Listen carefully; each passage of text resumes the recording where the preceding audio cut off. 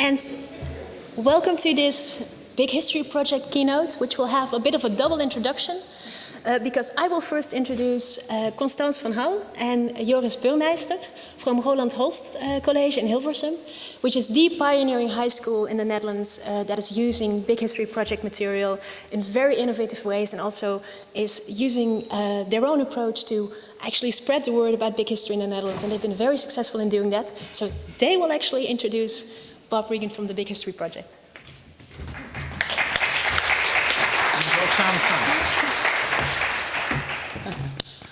As a teacher of history, you are used to get to wait when a new method is coming into the air. Wait when everything is finished, and you have to work out many things for yourself. So when from the time we're teaching big history, we're so glad we met you. Yeah, and we're pleased to announce Bob Regan. He's the Director of Education at BGC3.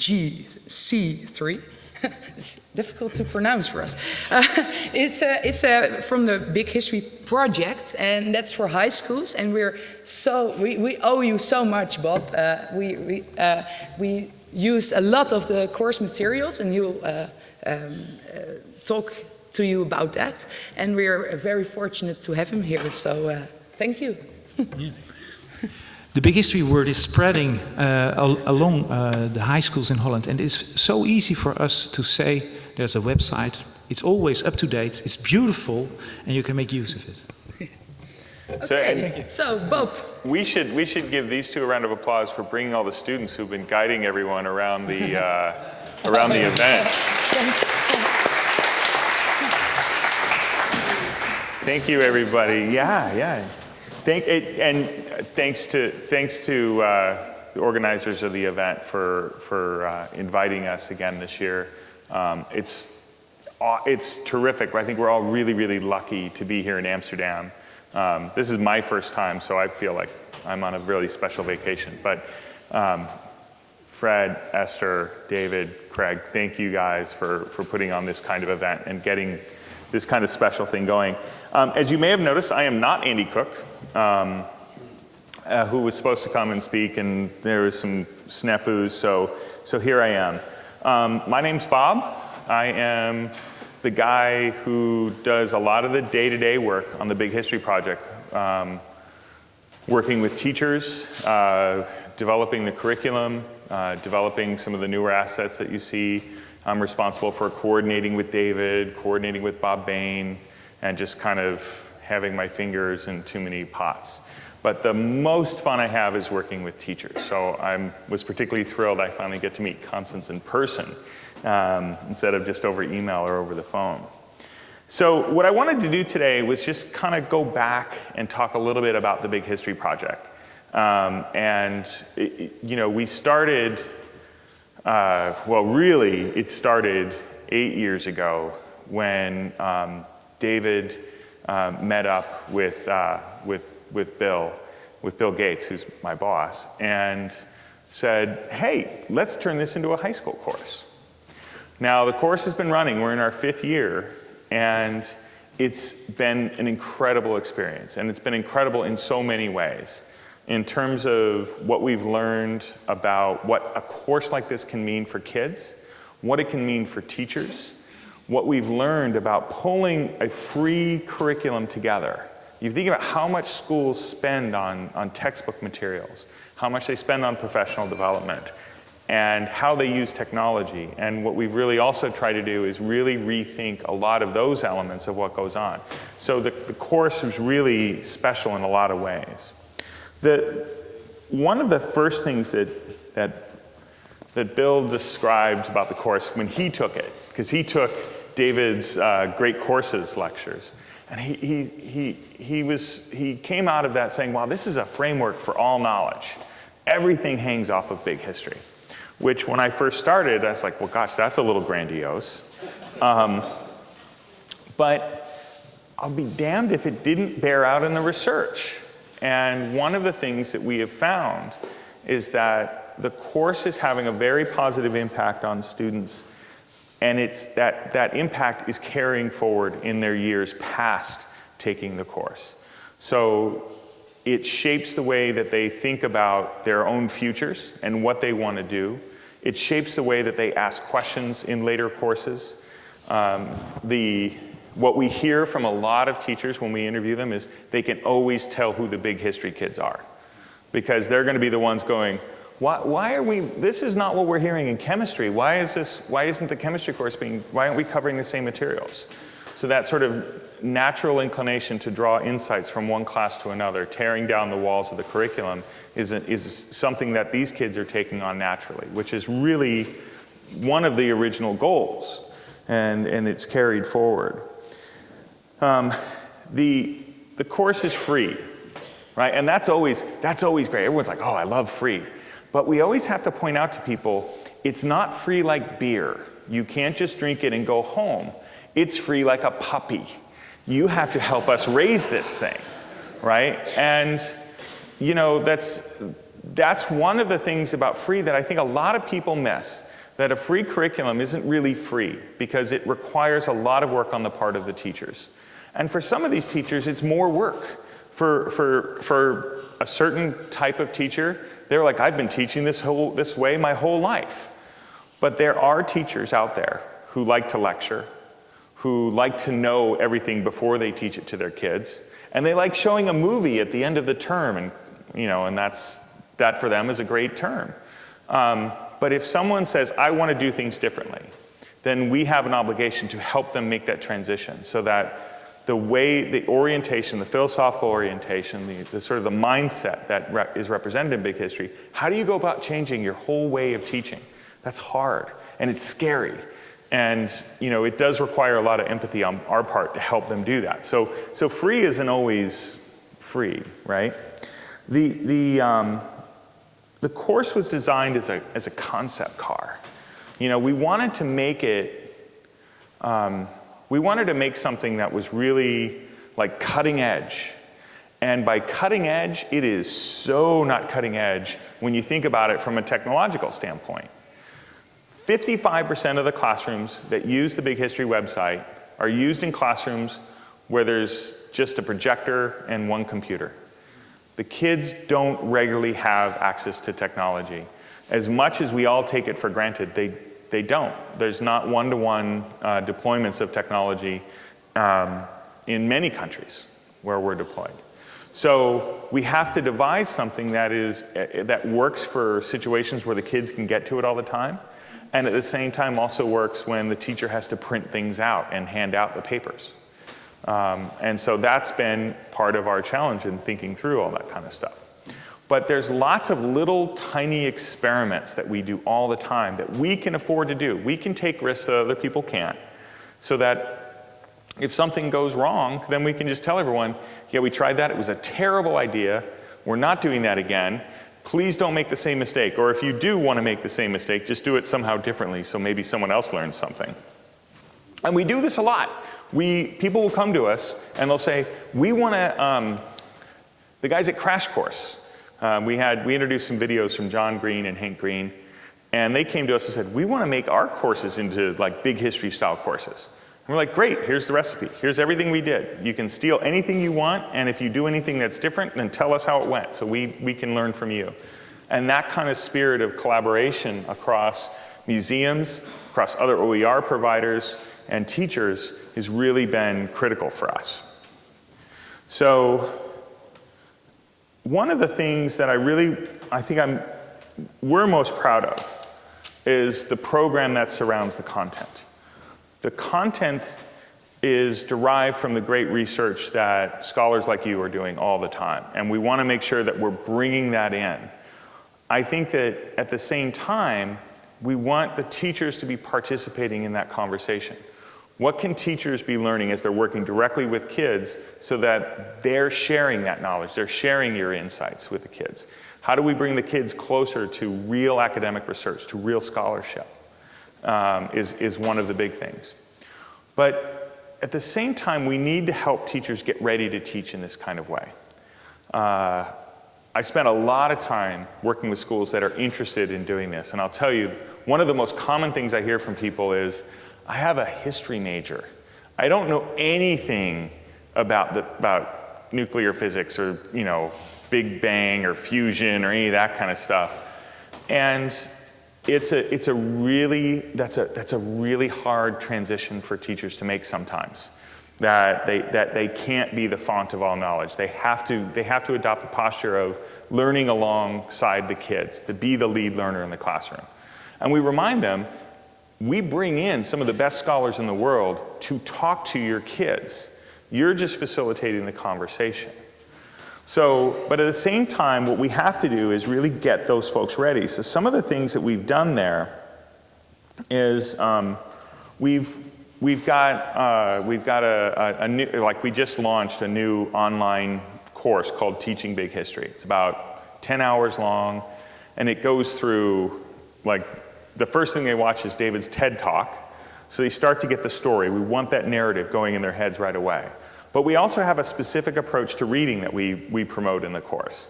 Now, many people have other methods to teach reading, but frankly, a lot of history teachers don't recognize that they're also reading teachers. They're also writing teachers. And so we've tried to, you know, make some assumptions and embed them in the course. If they reject it, that's fine. But building that program has been really important. They'll learn about how we approach our research, and then we also push them into our online community. The BHP teacher community is probably one of the most important things that we do, because there's always questions that come up. There's always like, I don't know how this is really working. And sometimes, you know, when somebody says, this is a terrible activity, what they're really saying is, I don't know how to do it. And so we have a group of teacher leaders who will, you know, are trained to respond and kind of help coach people through these kinds of conversations. The thing that's unique, there's lots of online communities around teaching, but there are very few that are specifically tied to a curriculum where you can say, this lesson is troublesome. In this lesson, this is happening, or I'm really not sure how to use that. When we do claim testing, what does he really mean by intuition? All of this stuff that is just loaded with jargon that's specific to our course has more meaning than it would in a broader online community. But it also means that there's always help. That you can always go online and ask a question, and there will always be people there. Now, the clever teachers will occasionally do things like tag David in a question, and David has popped in there to say, all right, I'll answer that. And that's also been a big thing, that knowing that people respond. David, how many times would you say teachers have emailed you directly saying, would you talk to my kids? Several times a year, five or six times a year. And that's great. I would encourage the teachers to, you know, I regularly encourage them to email all of the scholars. Email Craig, email Cynthia. Email everyone who's involved in the course. We want to bridge that kind of thing. We want to bridge the scholars and the teachers, but also the teachers feeling like they have backup, that they have support, that there are people who genuinely care about what's going on in their classrooms makes a huge difference as they think about how they approach the work. What else did I want to say about this? So it's another thing that's been really important for us. We collect a lot of data. And you guys that teach the course, you know that we survey the heck out of you. You're getting a survey multiple times a year, you're doing writing samples, you're doing logs, and it just is happening all the time. And one of the things that we learned pretty early on is when we took the results of that data and we actually made changes to the course to reflect the survey data, the teachers were like, oh, that's actually really cool. You actually listen. You're not just surveying us, you're doing things with that. What we found is that moving forward, we got a lot higher submission rates from teachers. Because they know we're using the information, they took it more seriously. But that's not really the important thing. Because, you know, frankly, we can only change the course so many times before it becomes annoying. Like, it can be a frustration to teachers if you change it too often. But by getting people to really actively participate in our surveys, they're reflecting on their own practice. They're not just saying this is a good activity or this is a bad activity. They're asking themselves, how can I make this work better in my classroom? And at its root, at its core, professional development is nothing more than reflection. It's nothing more than thinking about what you're doing today and how you can do it better. So the more we can foster that, whether it's through our surveys, whether it's through our community, the better off we are. So this is one of the reasons why you'll always see us making updates and making changes, because if we don't, then we break down that process that has been really essential to helping our teachers get excited. Now, another thing that we do that I think it's just the least sexy thing that we do, but it's so essential. Teachers are, by and large, the ones who are adopting this course. We have lots of large districts. For example, in the United States, we now have about 10 districts that are adopting the course in a substantial way. We have I think we're going to end up with about 18 schools in New York City this year, which is really something. But those are hard because when you get the district level, the local authority level administrators on board, then they're going around chasing teachers. It's a lot easier when a teacher says, I want to do it, and then you have to convince the people above. But they need help, right? And so this is where Free has to borrow from what the salespeople at the textbook companies do. Because they have to, when you are trying to adopt a course, you have to know, how does it meet the local standards? What hour of the day should it be in? You know, where is it going to fit? Is it going to replace this course or this course? Because in no country in the world is there an hour that was just sitting there waiting to be filled with a course. Something else has to go. And so we have to struggle through all of that. So we do a lot of work with teachers about helping them, you know, do these kinds of solicitations. The other thing that comes up are all of the natural concerns. You know, and this is perhaps a uniquely American problem, but as you may have heard, we have a lot of conservatives in our country, religious conservatives in particular. So we always have to talk them through the problem of, how can I teach this course with the Big Bang in it?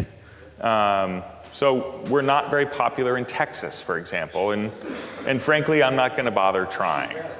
Yeah. Well, you know, I have some good friends in Texas. Their kids aren't going to take this course. But but that said, we are also we have done very well in some very conservative communities. We've actively sought out opportunities to partner with district level administrations in suburban Phoenix, which is crazy conservative, and up in rural Idaho, where you can start thinking about how can we position the course so that it's not threatening. And we've actually been quite successful in that. So in thinking about, for us, I think this has been like one of the topics here. What defines big history? When are you teaching big history and when are you teaching something else? We had to come up with a shorthand way of doing this, frankly, so we could decide whether or not you count as one of the schools that we're putting up here as a school. And so we started thinking about, are you teaching all of the thresholds, or are you only doing the last 3 or 4? If you're only doing the last 3 or 4, we consider you someone who's supplementing your course with big history. You're not teaching big history. Are you teaching origin stories? Are you teaching collective learning? If you're not doing those things, you're not really teaching big history as far as we're concerned. So if you answer those survey questions wrong, you're excluded from our numbers. You don't count. You're a supplementer. That's great. The other thing that's in this notion of skills, these are the things that we find actually that are carrying forward. And so we have our researchers looking for these, and are you seeing evidence of this 2 years later? So the notion of scale, thinking big, thinking small, thinking near, thinking far, thinking both across space and time, that's really been one of the key instruments in helping the kids develop better questions in improving inquiry. Similarly, this notion of interdisciplinarity. One of the activities one of our teachers came up with, which is just genius. You come up with a scenario, and the kids have to assemble a CSI team, some team of specialists, and they have to justify, why would you have this scholar on your team? What questions would that scholar ask? And the kids don't need to know the answer, but they need to start thinking about the questions. And then, when you get into claim testing, and how much does this audience know about claim testing? So this is Bob Bain's work, and he would be here, but he's got a grandkid on the way momentarily. Was this your work? Not Bob's. I'm sorry, David. I should have known. I'm an asshole. I'm sorry.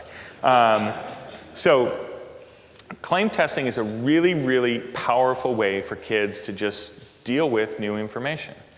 How does it jibe with your intuition? What's the authority that's presenting the claim? What's the evidence that they're presenting? And what's the authority, what's the logic of the argument? And so as you have these four things, if kids, we hammer on this. We introduce it early in the course, and we reinforce it in every single unit. So one of the teachers, when we first introduced claim testing, we did this whole activity with them to explain what claim testing is. And they go, God, it's going to take my kids, it's going to take them a long time to really understand this. And I'm like, yep, it's going to take all year. But once they get it, this is another one of those things that absolutely is staying with these kids 2 years and more later, because it's so easy. So at first, we use this as a way to just govern academic talk in the classroom. So rather than just saying, you're wrong, we want the kids to use the language of claim testing. Now, wait. Where's the evidence? What's the authority of that evidence? We want them to start developing that.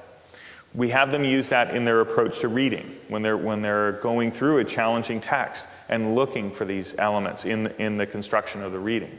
And then finally, in the writing. We want them to be really thinking carefully about this, even to the point you think about intuition. And one of the things that we try to talk to teachers about is that kids would eventually need to think about their audience. Who are they writing for? What background knowledge are the readers going to be bringing, and how can you actually address and fill in any gaps in the background knowledge they may be bringing there? Reading and writing has been essential to the course. We hit these bumps right away. Like you said to me, like right before, this is a hard course for 9th graders. And it is a hard course for 14-year-olds. It's a very challenging course. What we found early on is that some of the teachers were revising the material to make it easier for their kids. And that led us in some interesting directions about what we call leveling the text, writing multiple versions at different levels. But in particular, what we were struck by is this gap that history teachers really weren't thinking or feeling like it was their responsibility to teach reading or writing. So we had to build in some more supports for that. And it's been one of the most well-received things that we've done. So let's talk a little bit about how big we're getting. You can see we're about 1 month away from wrapping up this school year. We're probably going to go up about another 100 by the time we close out, because this is where we get a lot of the Australian schools will finally kick in, because it takes a certain amount of time before you have to use the course for 3 months before we count you. And then you have to get through the survey questions, and there's all kinds of things that we do to try and make sure we're only counting schools and not just some guy in a basement who likes the site a lot. So we have some schools that we keep very close to us. We call them design partners. These are the folks that we have formal arrangements with, and those groups are really important because they really give us the most information. They know us personally. They have my cell phone number. They use it. But it's important that we have that kind of availability, because that's how we really know what's going on the ground. The other folks, the people who just come to the website and just sign up and start teaching it, we refer to those folks as at large. Now, our goal is to get to over 2,000 in the US and over 3,500 worldwide by 2020. And so we track this stuff pretty carefully on a monthly basis. Now, one of the things that's important to keep in mind is that those folks are teaching it as a course for at least a semester. It's its own course. We have over 50,000 people that have registered for the site, and probably about 20,000 of them are using the site in some way. They're teaching some other history class and they're just borrowing pieces of it. And that's great. We don't count that. That's not in this list. And we don't actually even do that much to support those folks, but we have that kind of reach, which has been really, we're pleased, but we don't count it. But if you think about the number of students and the number of people that we're hitting every year, we're thrilled with that. And one of the things to keep in mind is that in the office, there's three of us now that are full-time. Up until recently, there were only 2 of us that are really interfacing with teachers. In a textbook company, on other projects I've worked in, you'd have 150 people doing what we're doing with just a handful of people. So now we do have the benefit of a lot of help from folks that aren't necessarily full-time, but who are really important. So here's some, now everyone loves a good chart full of numbers, right? But let me show you some stuff here that I think is kind of important.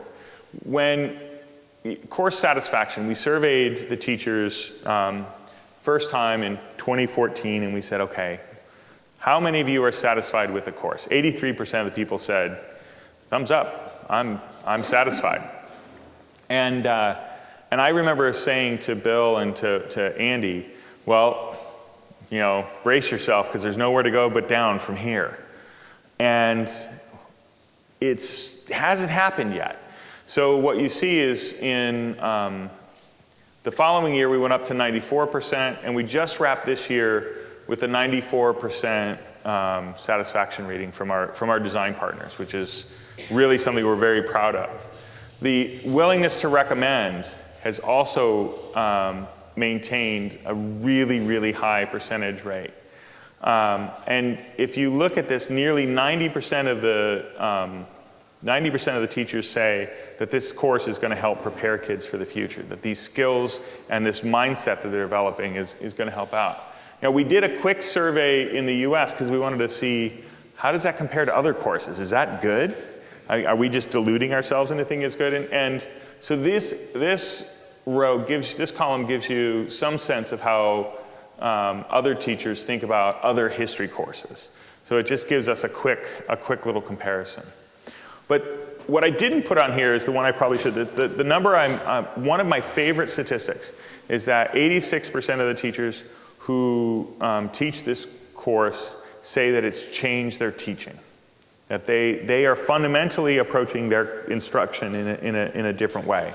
And that's really, that's something that for me I'm particularly proud of. Now, another thing that we do is we collect writing samples. In partnership with the University of Michigan, we collect writing 3 times, the beginning of the year, midpoint, and end of the year. And to give you a sense of what this means, this is, for 9th grade, this is the 10th grade level. Not all these kids are in 10th grade. Some of these kids are younger than that, some of them are older, but on average, they're about 14 years old. If you're red at the beginning of the year, that means you're more than 2 years behind grade level. And so what you see then is we've gotten really good improvement, moving nearly half the kids down here more than 2 years behind to 40% being above grade level, which is, this is remarkable. One thing that's really important to keep in mind, this population represents 45% of them are what we call Title I schools in the US. This means these are high poverty schools where 70% of the kids are qualifying for free lunches in the United States. So one of the first reactions you often get from people is that this course is too hard for 14-year-olds. And we've proven that's not the case. It's also, you can expect as much from kids in low tech and underserved communities. You can expect as much from these children as you expect from children in some of the more well provided for schools. And you can get dramatic results. And I'm going to spare you that chart because that's an eye chart. but it carries over across demographics and across populations in a way that's really powerful. Speaking of eye charts, this gives you a little bit more of a breakdown in terms of, looking at student reasoning and the gains that we're seeing there, their use of evidence, and in writing mechanics. And you can see that we don't get the same dramatic gains in writing mechanics. They pop up pretty quickly. But in your use of evidence and reasoning, these are the disciplinary skills of history that a lot of our history teachers were not focusing on right away. So this is one of the areas where we're seeing the biggest gains. Now, talked about this a little bit. We've for the last 2 years, we've sent academics, researchers from the Learning in Informal and Formal Environments, the Life Institute at the University of Washington, and we've sent them into classrooms of kids that took the course 2 years ago. We wanted to find out, is this making a difference? And it is. What we found is that the kids 2 years later, they can name all the thresholds and they can tell you the story of the thresholds. It stays with them. It speaks to the level of engagement of the material. All of the other gains that we see come from the fact that they actually like the class. If they didn't, they wouldn't do all of the hard work. Just to go back to the writing gains for a second, that's not BHP specific. If you really clearly articulate what is good writing, and you give kids regular opportunities to write and regular feedback, they're going to get better. I don't care what class you're in. But if the kids hate the class, they're not going to do the work. So when you have this kind of engagement where the kids are diving into the material and it's sticking with them 2 years later, you have an opportunity to develop basic skills in a way that other classes won't present. So the other thing that we found is that a lot depends on the teacher. It really does. If the teachers who do best are the ones who say, guys, we're in this together. I don't know all of this stuff, but when we don't know, we're going to work through this together. Those are the teachers who are spoken of most fondly 2 years later. The teachers who don't do well are the ones who are struggling with the material and they're still trying to lecture. And that's something that, again, there's a wealth of research that bears this out, but it's particularly important in a class like this where, 13.8 billion years and 12 different disciplines are mentioned in our course alone. That's ignoring all of the other disciplines and everything else the kids are bringing in. So there's no way to stay on top of all of this. We are finding that kids are using the course as a way to make sense of everything else, as I mentioned earlier. They're using the thresholds to try and connect things. They're looking to other classes to try and tie things together. And it is helping them in their courses down the road. Now the kids are reporting that. We don't have the data from a quantitative standpoint to back that up, but the kids are reporting that they're still using it. But the other thing that's important is that the kids are reporting that this course is changing their decisions about their future. In the simplest way of thinking about it, if you can get through big history in your ninth grade year as a 14-year-old, you're willing to take those harder courses as an upperclassman. You know you're ready for them. And in fact, a lot of teachers are telling us that this course is better for preparing kids for more challenging university-level courses down the road than some of the classes that were specifically designed to do that. The other thing that we're hearing from kids is that they're making career decisions. They're making life decisions based on this course. They're deciding, I want to be an astrophysicist. I want to be an anthropologist, which is really great.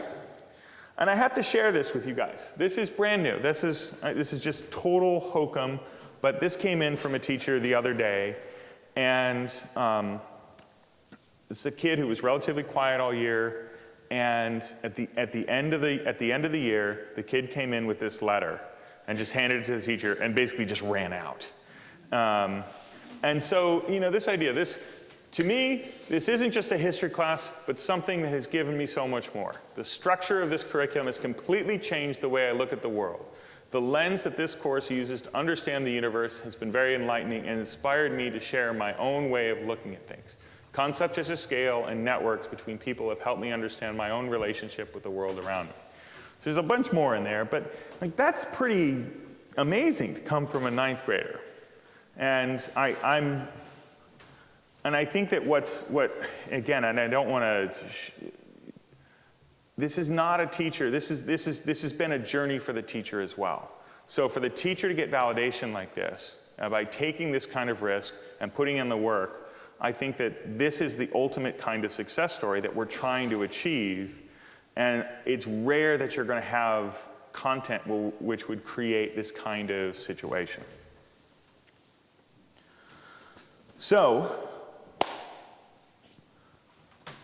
what else did I want to talk about? I want to talk about, at this point now, we're kind of like, all right, what's next? What do we need to do that's better? How do we keep improving? How do we keep making things better? Where can we have more of an impact?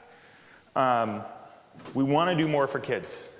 We want those writing scores to be even better, and we think we can make them better. I'm going to show you one of our approaches to that in a second. We need to be thinking about tools to help kids deal with video. This is another thing that I think is really, really important. One of the things that we noticed early on was that teachers, like when we released Crash Course, has anyone ever seen our Crash Course videos on the site?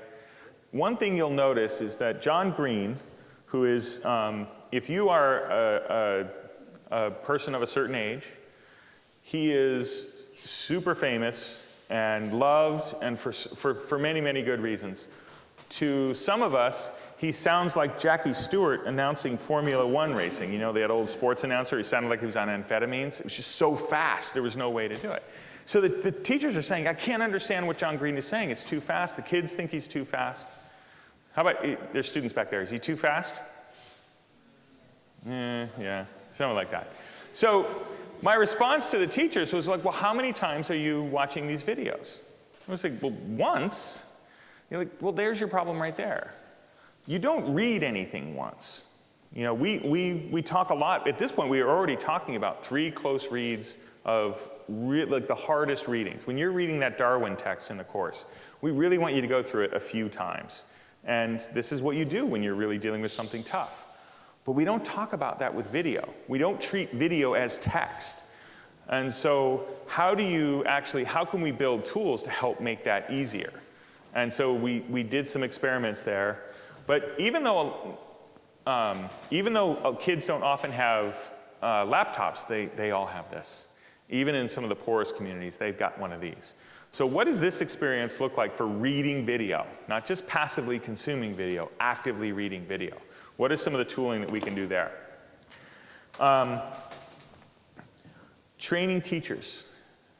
Teacher professional development remains one of the most thorny challenges in all of education. And we have that problem. It's not just our problem, but it's definitely our problem.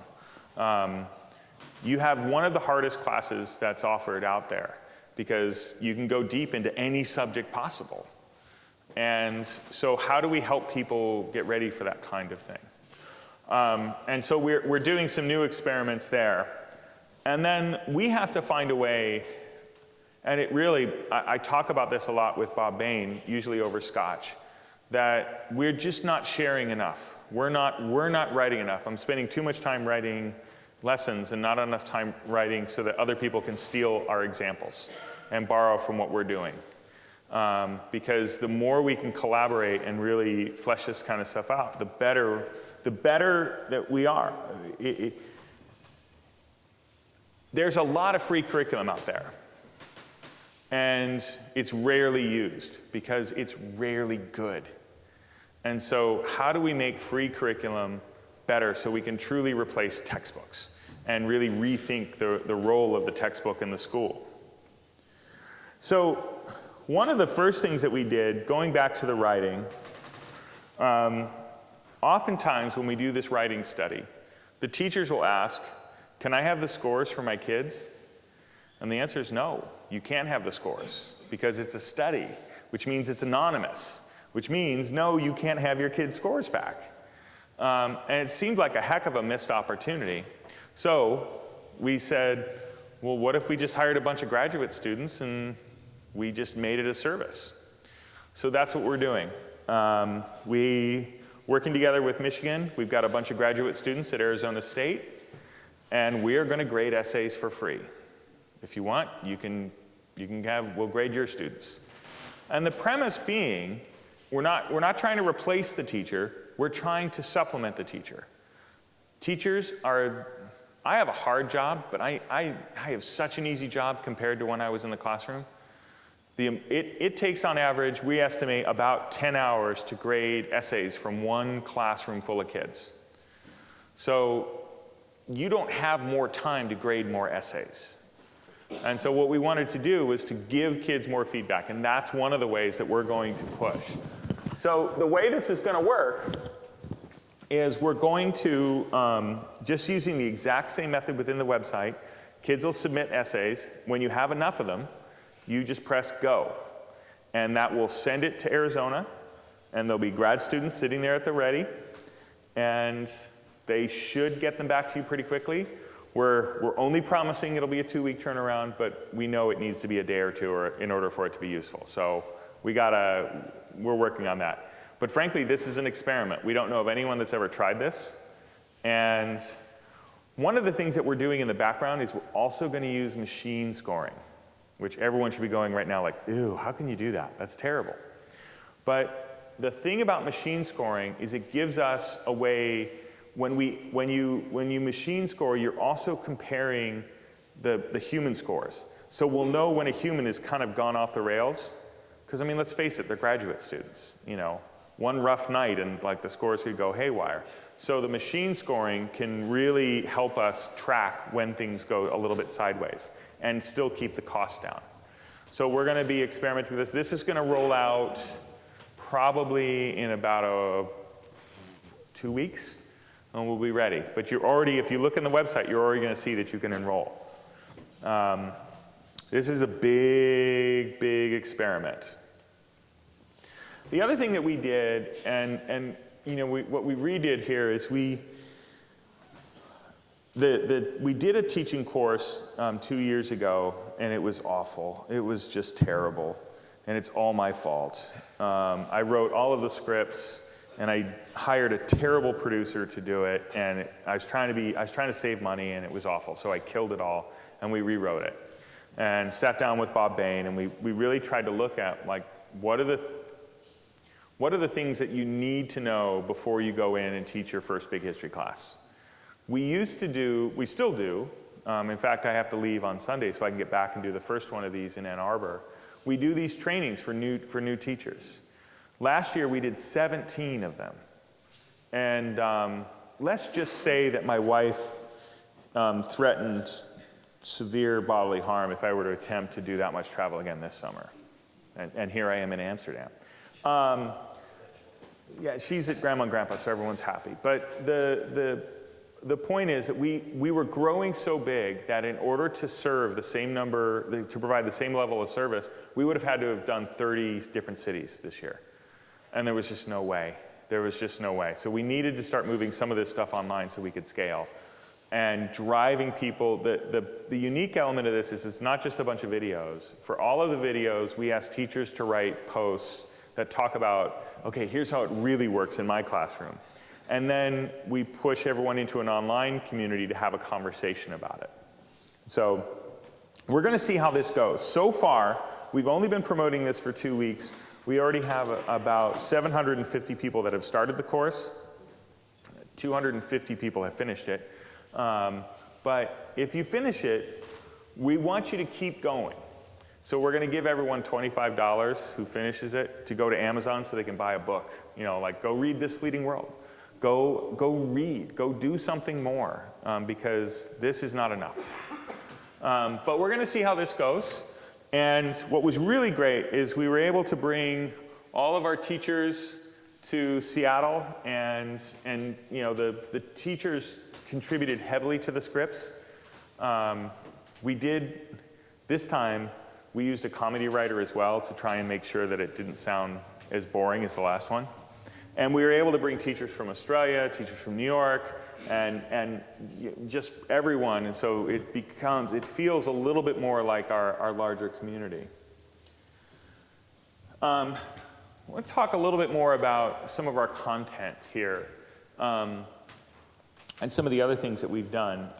So first of all, this is a little bit unusual. I talked about how hard the readings are for some of our kids, and we had a woman in Iowa who was teaching a lot of Hmong children. So if you commute from like Thailand or Vietnam, you're gonna be moved to either Minneapolis, Madison, Wisconsin, or suburban Des Moines, Iowa. And so really amazing Thai food. But it actually, because there's such a large population there, you kind of maintain some continuity for a lot of these kids. But English is their second language. So she was rewriting everything and said, well, that's nuts. So we hired an editing team from a group called Newsella, and they, by hand, edited every single text in the course, so there's at least 3 versions, sometimes 4, sometimes 5 versions. And the idea was that if you're teaching 14-year-olds, you should be able to support someone who's 2 years behind in their reading. And they should be able to sit in a room and have the same conversation, that their skill in reading does not reflect their skill in comprehension of the big ideas. And so we can give them time to push up. This has been an incredibly powerful tool, especially among some of the more underfunded schools that we've been working with. Now we added another tool this year, and it's not actually on the slide. We teamed with another group because everyone hated our vocabulary. Vocabulary was consistently one of the areas where we were just doing a terrible job. At least that's what the teachers told us. So what we did is we worked with a group called Text Genome, and they scanned in all of our articles, all of our video transcripts, and they spat out a vocabulary. And so it turns out, in looking at like some of our earlier articles, we would have focused on words like supernova or Cepheid star. And they were coming back saying, the word appropriate is a very good vocabulary word for a 14-year-old. You probably should have that in there. And that forced us, at that point, then we said, okay, now maybe Cepheid star can go away, but we're going to keep supernova and we'll use the word appropriate. And we have more of a broader approach to vocabulary. What Text Genome does, which is very different, is the definitions are removed for the kids. They focus instead on the examples and learning the word from context, using semantic networks, and using word families. And so it's a very, very different kind of approach. We have definitions, they're in the glossary, they're still there, we didn't totally eviscerate them, but we worked with a researcher from UC Santa Cruz who's been doing a lot of work on the neuroscience behind how we come to learn words. And so that's another one of our big content improvements this year. So we're going to see how that goes. We also added some new science content. We wanted to add lessons that gave people a chance to go a little bit deeper on some of the concepts. We had some teachers that were interested in doing that. They're meant to be to help increase the interest in the science and make things a little bit more engaging. It still doesn't turn it into a science class, but it helps illuminate some more of the complicated ideas that exist in the course. So for example, we talk a lot about accretion and how planets all come together. So we'll literally have kids take balloons and start throwing them at one another and seeing if they can create a planet out of it. So I want to take a minute and just talk about our friends at Macquarie. We can't do what we do without them. We remain strong partners across serving the U.S. and Australia. We're working on new pathways going forward so that we can scale even bigger. Macquarie is very interested in and is developing plans around supporting the Big History Project in other languages. There is no more effective advocate for Big History as a discipline than David Christian. And they remain a center of excellence in terms of the research and the scholarship. The Big History Project is really, we're focused on the curriculum that we have, the English language curriculum that we have and the way that it's used.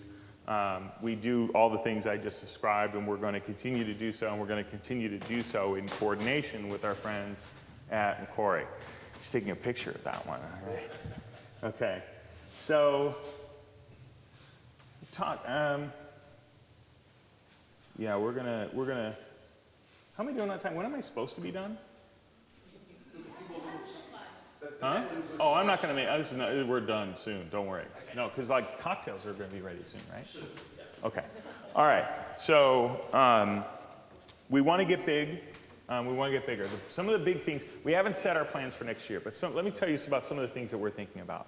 I want a better, bigger, broader online community. Our current online community is separate. It's based on a platform called Yammer.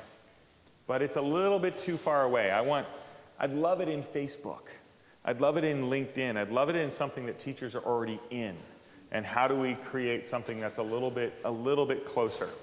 There are huge problems with using both of those tools, but the problem remains the same. How do you make something that? How do we make professional development something that happens all the time? Sometimes actively, sometimes stealthily.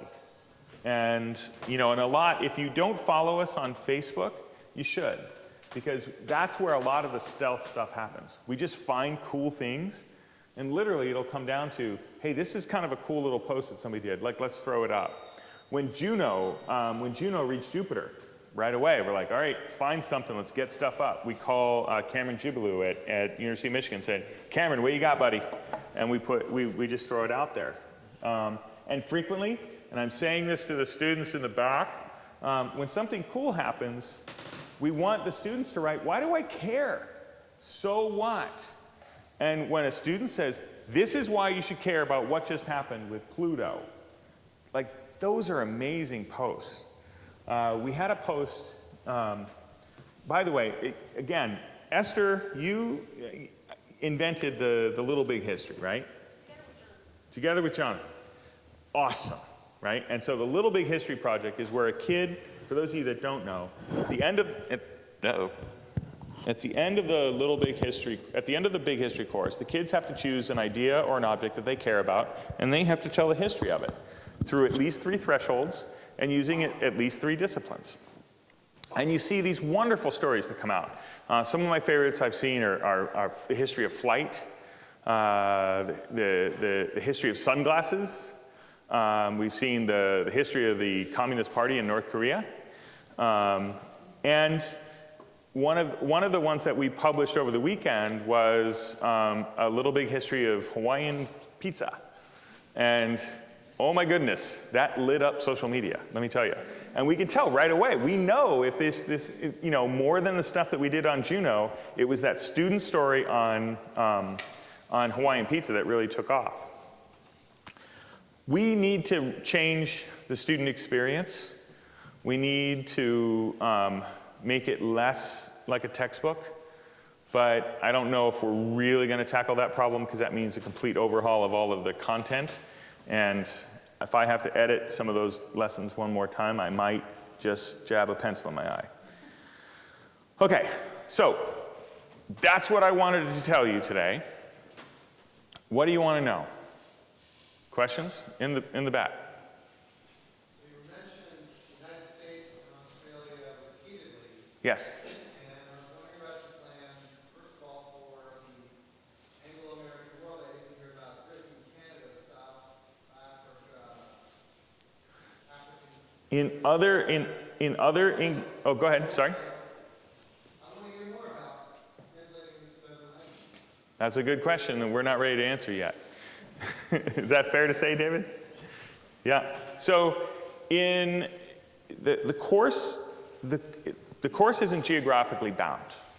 I think, and it is almost always driven by teachers. One of the things I always tell people is I don't go where I'm not invited, right? And so And that's served me really well, because I was invited to an event in Florida, and somebody raised their hand and they said, how are you going to make this work with the Florida state standards, which are awful, just terrible standards?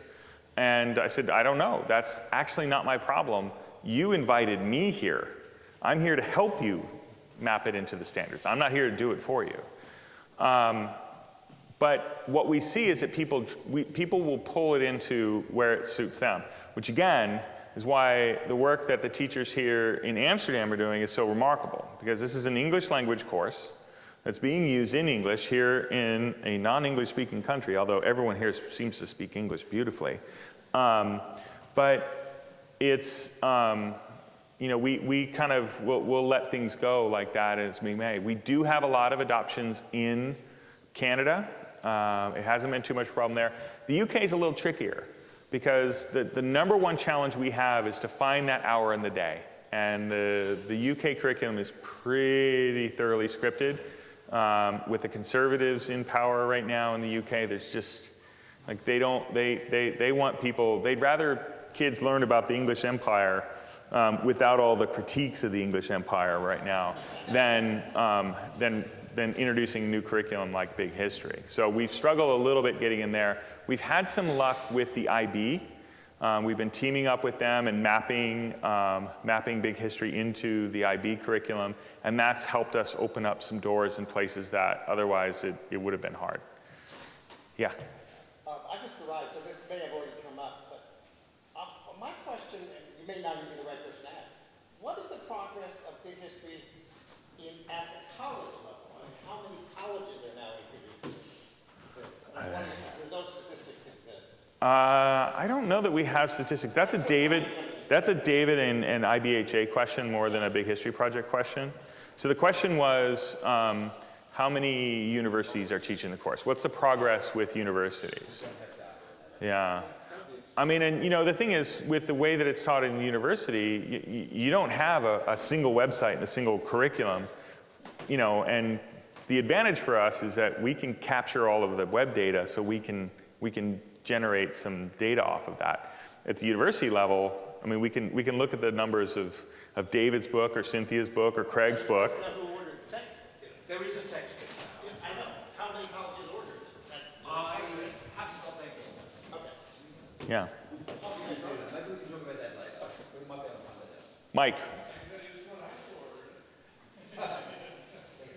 Yeah, Mike. Yeah.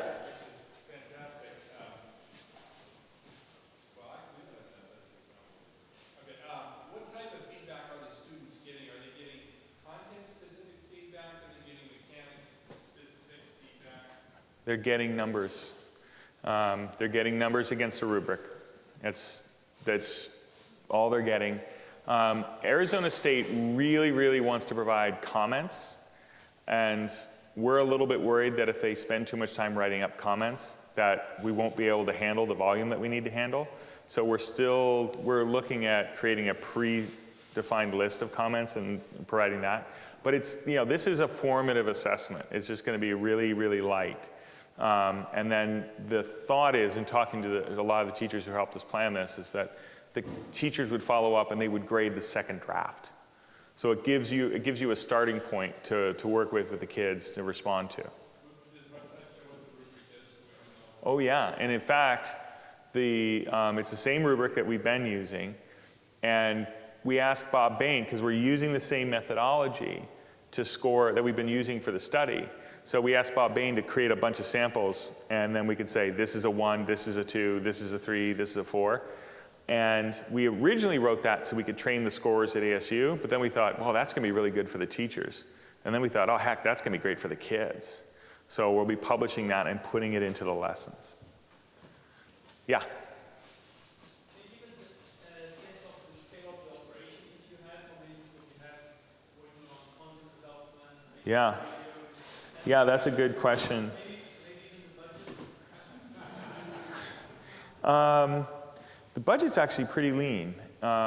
We've deliberately tried to keep the budget something that could be replicated within a nonprofit environment. So grab a beer and come talk to me and I'll tell you the numbers. So full-time, we have myself, a community manager, and for the first time, just in the last month, we've added someone to go out and talk to schools and go out and recruit. And it's really not so much recruitment. We don't need help recruiting, but we need help, like once someone says they want to do it, going through the process of helping them get it locked down. Standards alignment, all of that work. Chris Stussy, by the way, who's taking that job. So, and it's just going to be for a year. So that's great. We have a part-time engineering lead. She looks after, she's about half-time with us and half-time with other stuff in our office. Half-time marketing program manager. We have 2 half-time people, so like 1 graphics person, because like we're constantly creating graphics. It's one thing about us is we're very, very visually rich. And we always think, boy, we could probably save money if we weren't so pretty. But you know what, it definitely shapes people's reaction to us. We have, in terms of writers, I have a couple of go-to people for writers. One is the comedy writer. He used to work for The Office, and then he went to go teach in Oakland, California. And now I just throw stuff to him all the time. I think he's probably, depending on the time of year, when we're actively writing content, he can be about half-time. And then I have a copy editor who works about a quarter time. And that's kind of it. Who am I missing? Then, you know, when we're in a big push, when we're doing a lot of stuff, then I'll bring on stringers. We do a lot, we ask teachers to write a lot for us. And I love teachers, and I think I've established that, but they're not all good writers. They're really not all good writers. So I tend to hire about double the number of writers that I need. And then when I see really quickly that they're not doing well, I say, oh, this is awesome, thank you, we got it from here. And we throw their stuff out. But the other thing is that, you know, in a professional publishing environment, no one's work goes direct up to the web. There's always a developmental editor who will kind of, you know, there's always 2 people who team up. There's always a copy editor. There's always a layout person. So even though we're hiring teachers, we want them to look amazing. We really want to celebrate everything they do. So we do that with our blog posts, our social media posts. Everything goes through a few different people. Usually it's me and the writers that I keep around. David. I probably shouldn't ask a question, but it's about when we might start having a conversation that we're eventually going to have with educational authorities. So far, all schools have done this kind of voluntarily, not through the system. So my question is, do you have any feeling for when we might end up having conversations with educational authorities at the state level, presumably, about the possibility of big history becoming a more formal part of syllabi? We are having those conversations. Typically at the local authority level as opposed to the state authorities. It depends on the state, right? In the UK, you really have to do a national kind of initiative. In the US, we have a lot more luck at the district level. So the New York City Department of Ed, Chicago Public Schools, Miami, in Las Vegas are all pilots. And so we have really good conversations there. You have a very different set of problems when you're going top down as opposed to bottom up. Because then you have, I like to refer to the difference between volunteers and draftees. Draftees have a lot of opportunities to sabotage a course. So you really need to make sure that you've got the first schools to be teaching it in a new area. You really need them to be successful, which means you need people that are going to be in love with it. And then you find a way to scale it. Eventually, you're going to have to deal with the draftees, and that's a really hard thing. We do a lot of standards work, and so we are approved in the state of California as a course, so which means that it can count towards admission to the university. We're approved in New South Wales. We are endorsed by the International Baccalaureate, and these were all things that took a little while. And so you know, and the more that, the further we get, the more established we get, the more often that we're going to have to do that. And it is going to be, it's just hand-to-hand combat. There's no quick way for us to deal with that. Chris, the new engagement manager, I've asked him to kind of help us drive a lot of that work, because some of it's just gory, awful, boring stuff. And the thing about it, and I'll say this, just one more thing about it, standards are just a fancy way of saying no. No one actually gives a shit about standards. They only use it as a way to obfuscate or to just to tell you to get lost. It's rare that I find someone who enthusiastically says, oh, we can do standards. It just doesn't happen. Are there any other questions? Yeah. Where do you hope to be in 10 years before you go get there? That's a good question. You know, I think that every year we commit to another 7 years of supporting the course, right? And frankly, the course is this is one of the questions that people have, is they say, okay, it's free now, but you're going to start charging money in 5 years? Like suddenly we're going to fall in love with this thing and you're going to start asking us for a bunch of cash? And we're like, no, that's one of the few times where you say, no, we're supported by Bill Gates. He's not going to run out of money. So we're going to be free forever.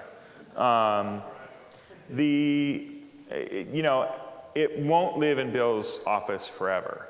And so that's the transition, sort of figure out like what happens to the course long term. We don't know the answer to that because frankly we're having so much fun with all these experiments that we're doing that we're gonna keep going. We're going through that process now and thinking about what are the other education initiatives out of the office that we're gonna do. You know, can we take the big history engine and create other courses or whatever? We just don't know. We support another project called Graphite that is really focused on helping teachers understand good uses of educational technology. That's the other thing that I do on Wednesdays. That's my Wednesday job. The other 6 days of the week are this. So the way that we get there, we have reviews with Bill twice a year, and we spend about 6 weeks leading into each of those reviews, and strategy is always one of those things. We've tried to be measured in terms of our growth with respect to staffing and budget so that we don't overtake the office. I can't have 150 people in that space. It's just too big, it's not appropriate. So we're careful there. And then in terms of our growth targets and how we get to the 2020 target, a lot of it is based on social media and building that teacher community. Because we cannot build a sales force. And frankly, I don't think that's going to be the way of the future for free curriculum. So I kind of dodged the second half of that 10-year question, but the first half, I think. Is that okay? Yeah. All right. So, and I'm going to end with Deb. Yeah. Yes, sir. This morning I had the chance to give a talk about what I think about history. Okay. How'd we do? I didn't get to see it. I only landed this morning. I'll explain it again. It takes 3/4 of an hour. All I say is that it's deeply, in my view, deeply controversial. So it's really going straight against our dominant worldview. Is that a problem for you guys? Yeah, I mean... Can you bring that across? And would Bill Gates like that? He does like that. He's not afraid of that. So the question is, big history is very, very controversial. And, it challenges the established worldview. What do we do around that? And we have to be careful with this. This actually, so there's a guy named Jonathan Kozol who wrote Savage Inequalities, and this is like the first book I read that made me want to be a teacher. But my favorite book in education is a book he wrote called On Being a Teacher. And it was all about how you could introduce controversial ideas into a classroom without getting fired. And so he would say and this is a very US specific kind of thing, he was like, never teach Malcolm X. They can fire you for teaching Malcolm X. There's plenty of good stuff with Martin Luther King, and you will never be fired for teaching Martin Luther King. Really, really tactical stuff like that. In with our teachers, we have to warn them, like, you should know your audience. When you're going to present this course to your leadership, you should know what you're in for. And if it's going to be tough, if it's really, really going to be tough, call us. Because they can get mad at us and not fire you. You know, Bob Bain is really, in particular, when it's really horrible, Bob Bain is among the best at dealing with super conservative organizations. We have had 2 situations where teachers have been fired over Big History. One where somebody went in unprepared, didn't tell us, went to their board, and they just blasted her. And she got shifted around, and you know, she wasn't fired, but she was no longer teaching at the same level, and she was definitely put on the back bench, so to speak.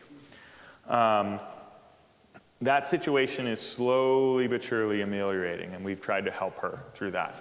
We had another situation, and this is a totally different thing. It isn't related to the controversial nature of it. But we had teachers get into a fight over Big History. And this was really, it's a weird situation. You had the social studies person who was super excited about it, and then you had the curriculum person who was her boss who was also really excited about it. But there was this one arcane rule in that district about what kind of credit it would count towards. I can't even remember what it was. It wasn't anything substantive, but they got into a fight. And next thing I know, they both got fired, like straight up fired and what's the reason why that's relevant is then all of a sudden we've done all this work to get this set up. This is San Diego Unified School District. It's a big school district, 16 high schools. And the 2 people who are supposed to be our champions helping us lead this effort are gone. And we've got to rebuild the whole thing from scratch. Now, when we're working with individual teachers and we talk to them about how to position the Big Bang, I mean, this is the course does such a good job of presenting the notion of origin stories that we simply play that out. You play that out with everyone. We don't expect people to agree and accept everything that's in the course. However, in a civilized society, we do expect you to be able to thoughtfully, respectfully engage with this origin story. And so that's what we want your kids to be able to do. And occasionally people are like, yeah, right, you're trying to convert my kid. But, you know, that's as good as we can do. Deb. My question actually related somewhat to this because I know that over the years there's been some attrition from schools who've signed on. Yeah. So whether it's Scotland, I think at one point was kind of piloting. Yeah. Yep. And a few other schools. What would you say? You've alluded to several of the challenges. And Yeah. I was just going to ask, you know, if people are considering taking on the course at the secondary school level, what are some of the challenges that are kind of pitfalls to avoid based on your attrition status? So this is interesting, and you know, in any given year, yeah. The question is, what are the key challenges that drive that teachers face when they're adopting the course? And you know, and you alluded to the fact that we lose a fair number of schools every single year. Of the schools, only 2/3 of our schools return year over year. We lose people all the time. And when we first saw that, we freaked out. We were panicked. We're like, oh my God, the course is terrible and no one's telling us. And that's not it. So we surveyed a bunch of people that left, and it turns out that wasn't the case at all. In the United States, the average tenure of a teacher is about 5 years. And so if you think about the fact that no one allows teachers to make any decisions for the first 2 years, you've got about a 3-year window where you actually can reach these people. And because we're relying so heavily on teachers to promote the course, when a teacher leaves the building, the course goes with them. There's no one else who's saying, oh, I'm going to pick this up. Scotland's a good example of that. You know, the administrator who was really the driver there left, and no one else really picked it up after that. And that's a big challenge. That actually is one of the big challenges. If a teacher's going to do this, you always want to make sure that you have the support of your principal, but more importantly, whoever is responsible for the calendar. That's the person that can mess you up badly. because you can get everyone on board, and if you don't have the person responsible for the calendar on board, you will turn up in the fall and find out that your course is not actually on the schedule. And say, oh, sorry, it just didn't work, which is horseshit. But that's what happens. You have to address that. So the other kinds of things that teachers really struggle with is pacing. You know, a lot of teachers, especially teachers that are not super confident with the material, can get overwhelmed. And so that's why the community is so important, because that becomes our early warning system. We'll sort of ping these folks that are new. We want, if someone's in over their head and they're struggling, we want to hear about it early, so we have a chance to try and help them and talk them off the ledge, really just sort of calm them down a little bit. If possible, send one of our teacher leaders over to the building to show them, to just sort of either do a model lesson or observe them and give them some feedback. Try and do on-site coaching whenever we can. That's something that we really have to watch out for. We've had some ugly situations with parents. We had the most conservative community we dealt with was suburban Seattle, was up in Everett, that mega church up there. Those parents told the teacher that the kids were to be out of the room whenever the words evolution or the Big Bang were mentioned. So then those little turds of children set a trap for the teacher.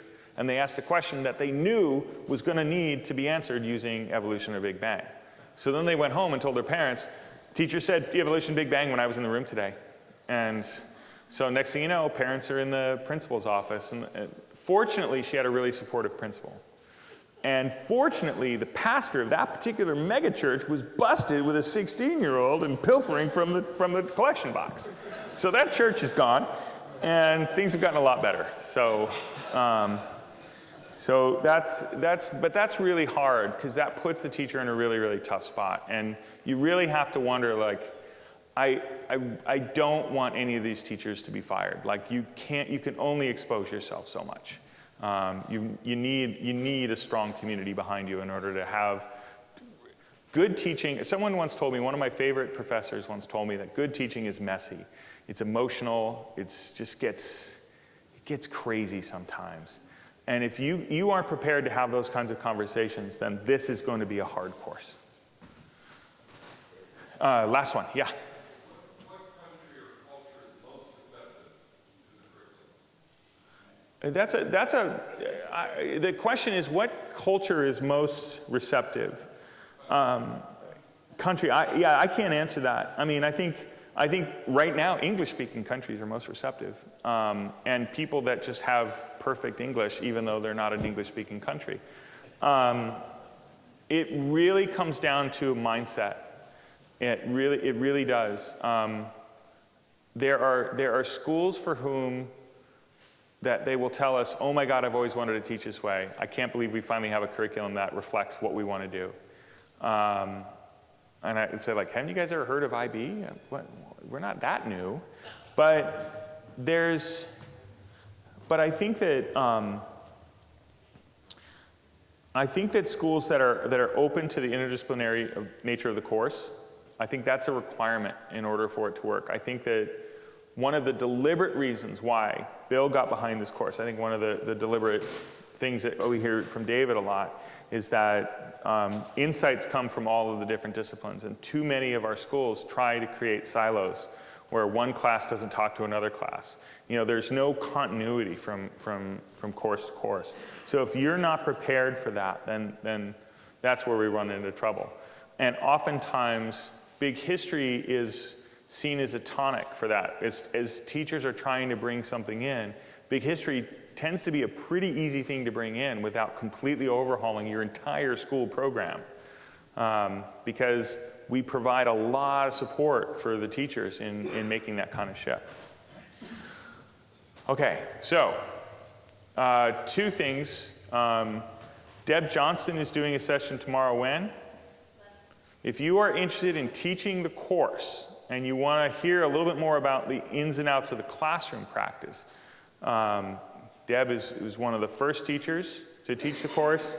She's a she's one of the best people to teach course, and she's also just a lovely human being. So I highly recommend going to see her course.